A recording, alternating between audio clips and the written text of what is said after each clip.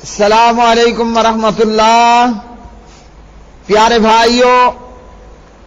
اور میری معززات ماؤں بہنوں، بلوغ المرام کتاب الجنائز سبق نمبر 113 عن عائشہ رضی اللہ تعالی عنہا ان ابا بکر الصدیق رضی اللہ تعالی عنہ قبل النبی صلی اللہ علیہ وسلم بعد موتہ، رواہ البخاری۔ سیدہ عائشہ رضی اللہ تعالی عنہ راویہ فرماتی ہیں کہ جناب ابو بکر صدیق رضی اللہ تعالی عنہ نے نبی علیہ الصلوۃ والسلام کی وفات کے بعد آپ صلی اللہ علیہ وسلم کی پیشانی پر جو ہے وہ بوسہ دیا۔ تو اس سے یہ معلوم ہوا کہ میت کا بوسہ دینا، میت کو بوسہ دینا جو ہے وہ جائز ہے۔ نبی علیہ الصلوۃ والسلام فوت ہو گئے اور ابو بکر آئے اور آ کر جو ہے وہ پیارے نبی صلی اللہ علیہ وسلم کی پیشانی کو بوسہ دیا، تو میت کو بوسہ دینا جائز ہے۔ اگلی حدیث عن ابی ہریرہ رضی اللہ تعالی عنہ عن النبی صلی اللہ علیہ وسلم قال نفس المؤمن معلقۃ بدینہ حتی یقضی عنہ، رواہ احمد والترمذی وحسنہ۔ حضرت ابو ہریرہ رضی اللہ تعالی عنہ راوی فرماتے ہیں کہ پیارے نبی علیہ الصلوۃ والسلام نے فرمایا، مومن کی روح اس کے قرض کی وجہ سے لٹکی رہتی ہے حتیٰ کہ اس کی طرف سے قرض ادا کر دیا جائے۔ تو پیارے بھائیوں، اس حدیث سے یہ معلوم ہوا کہ حقوق العباد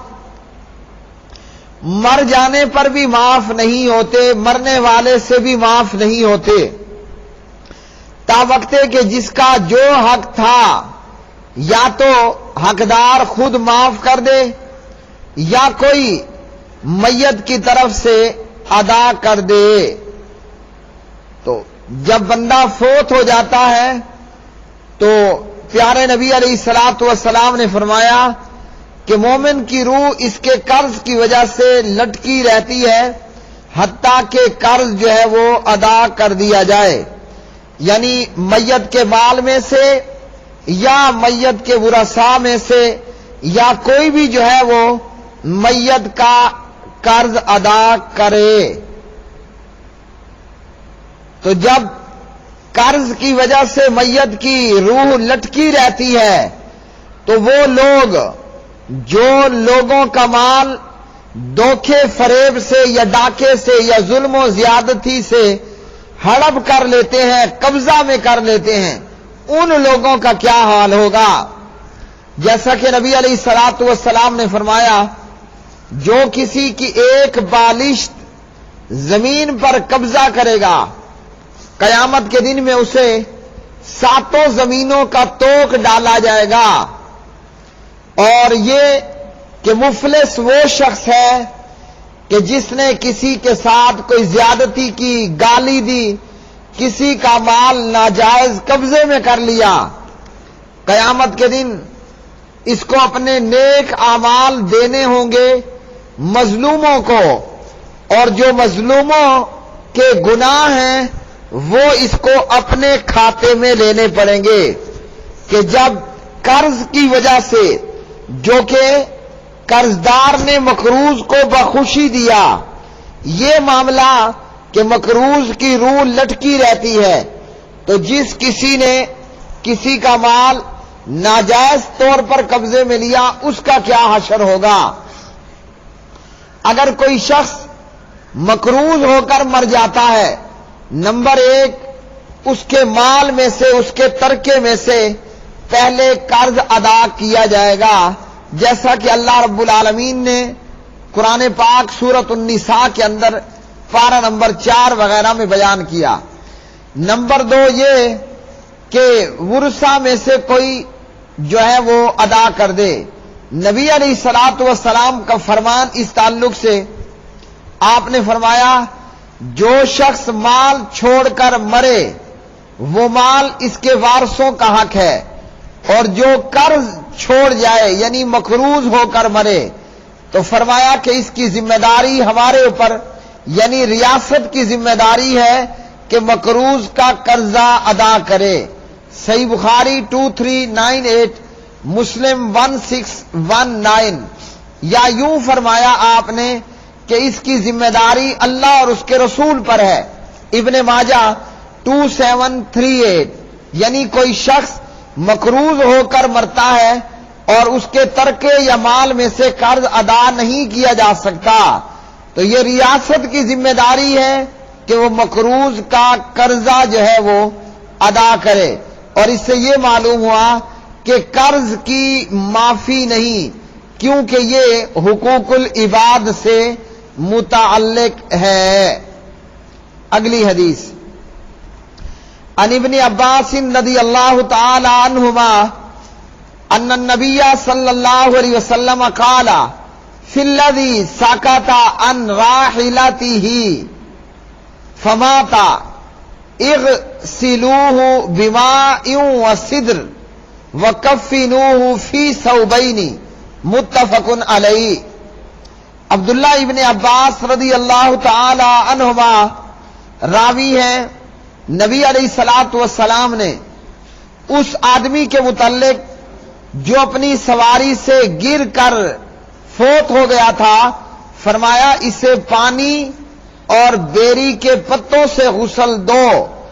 اور اسے اس کے احرام والے دونوں کپڑوں میں ہی کفن دینا ہے۔ یہ واقعہ یہ ہوا کہ نبی علیہ الصلوۃ والسلام کا ایک صحابی حالت احرام میں اپنے اونٹ سے گر گیا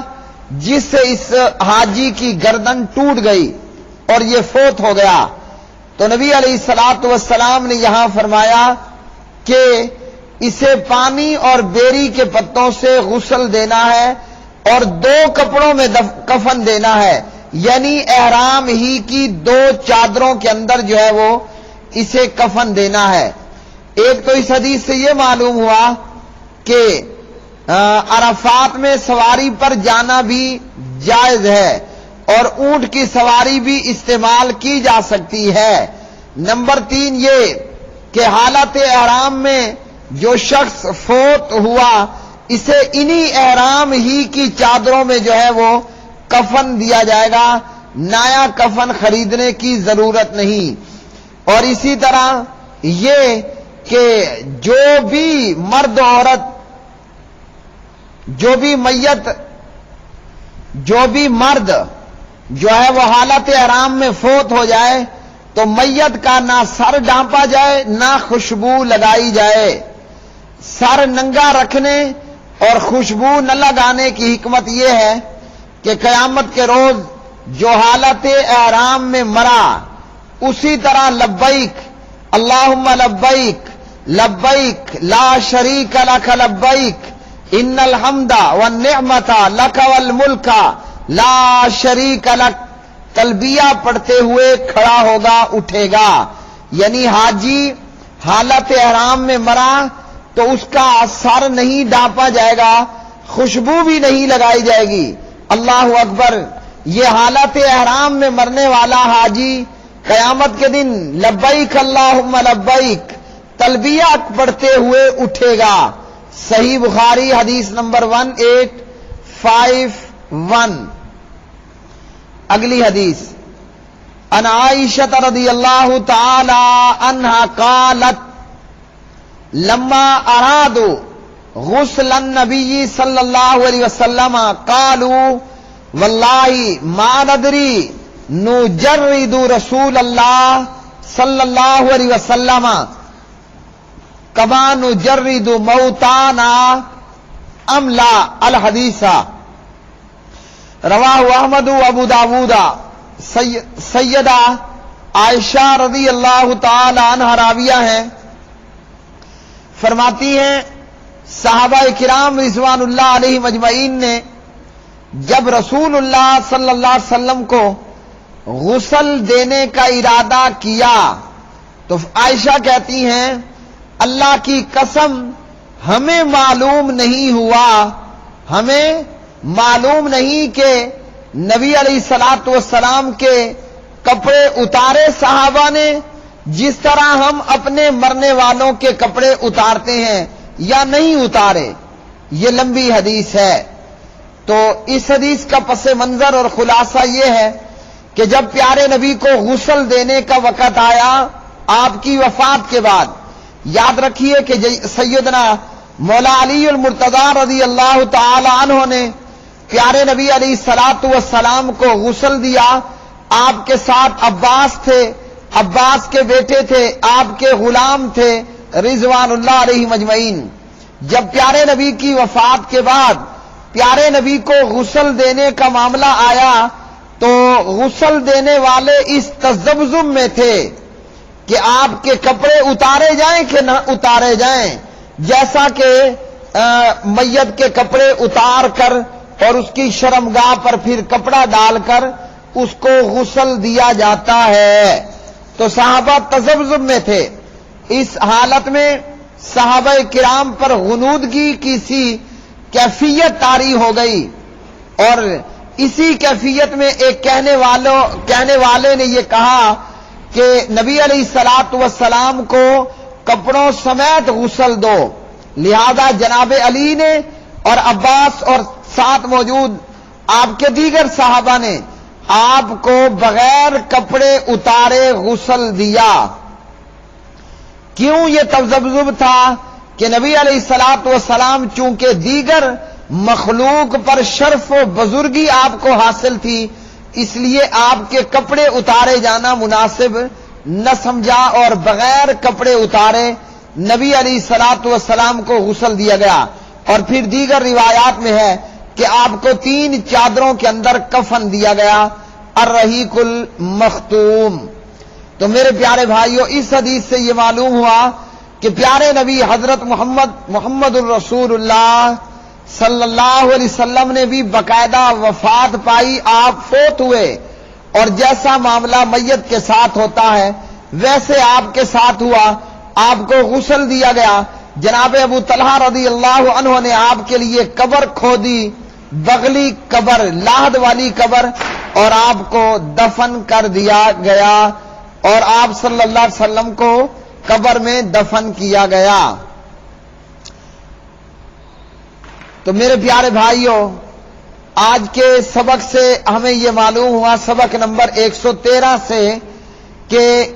میت کا بوسہ لینا جو ہے وہ جائز ہے۔ جیسے جناب صدیق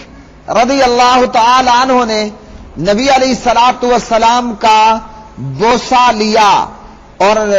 آج کے سبق سے ہمیں یہ معلوم ہوا کہ مومن کی روح قرض کی وجہ سے لٹکی رہتی ہے، یعنی قرض یہ حقوق العباد میں سے ہے، اور بندے کو چاہیے کوشش کرے اگر کسی سے قرضہ لیا قرضہ ادا کر کے مرے، اور اگر کوئی بندہ مقروض ہو کر مر جاتا ہے تو اس کے مال ترکے میں سے پہلے قرضہ ادا کیا جائے، یا یہ کہ جو حکومت ہے وہ اس کا قرضہ جو ہے وہ ادا کرے۔ اور اسی طرح معلوم ہوا جو حالت احرام میں فوت ہو جائے اس کو انہی احرام کی 2 چادروں میں کفن دینا ہے، چہرہ نہیں ڈھانپنا اور خوشبو نہیں لگانی۔ کیوں؟ حاجی قیامت کے دن تلبیہ کہتے ہوئے لبیک اللہم لبیک پڑھتے ہوئے کھڑا ہوگا۔ اور یہ معلوم ہوا کہ نبی علیہ الصلوۃ والسلام کو غسل دیا گیا تو آپ کے کپڑے نہیں اتارے گئے، بنا کپڑے اتارے نبی علیہ الصلوۃ والسلام کو جناب علی رضی اللہ عنہ اور دیگر نے غسل دیا۔ وآخر دعوانا ان الحمد للہ رب العالمین۔